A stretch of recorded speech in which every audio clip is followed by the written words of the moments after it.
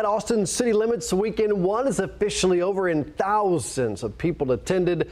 Now, there are some concerns since COVID-19 is still prevalent in our community. Mayor Steve Adler joining us right now live to talk a little bit more about this and other things happening in our community. Mayor, good morning. First, I got to ask, so it's got to be exciting to see, this happening, the people coming back and enjoying music and Austin being what Austin is.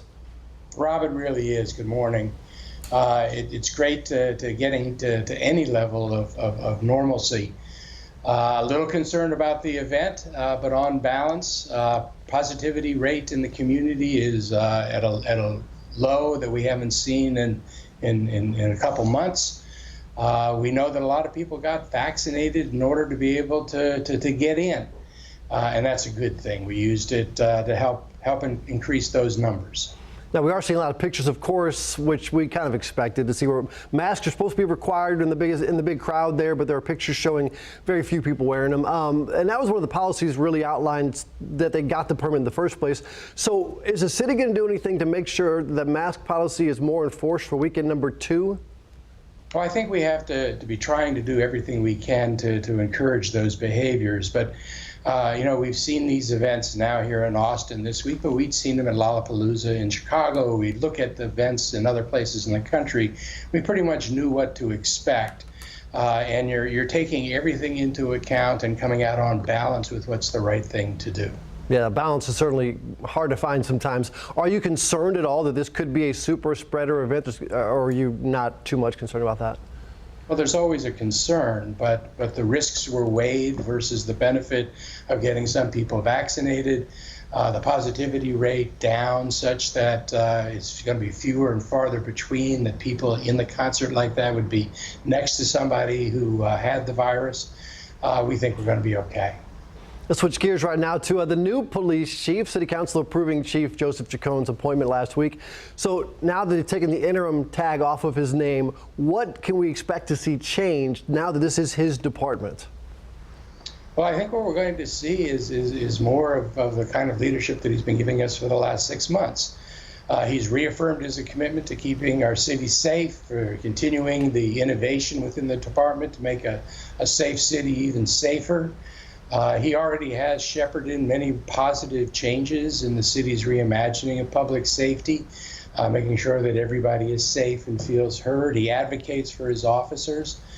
He supports a data-driven approach to police staffing, expressed his opposition to arbitrary levels like in Proposition A. So I think what we're going to see is more of what we have seen for the last 6 months, and it's been good. There are a couple groups who came out strongly against his confirmation. Not anything to do with him, but honestly, they wanted an outside person to come and mix up Austin Police Department because they want the new reimagined police department. What would you say to them about why he is the right person, regardless of where he came from?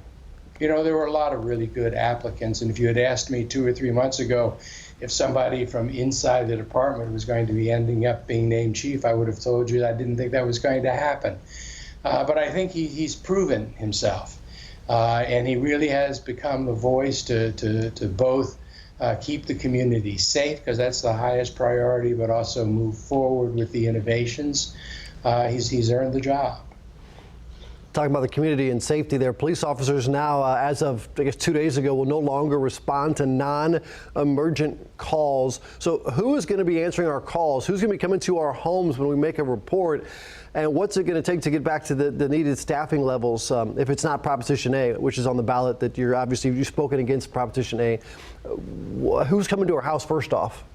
Well, it's important to note and remember that every emergency call, if someone calls up a robbery, life-threatening situation, it's going to be responded to on 911 by our police. That's their job.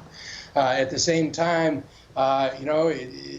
it should be a crime technician, not a sworn officer with a gun that's making animal calls or going in to take a report of some kind. We can have criminal technologists who do that job and leave our police available to make exactly the 911 emergency calls that we want them to make.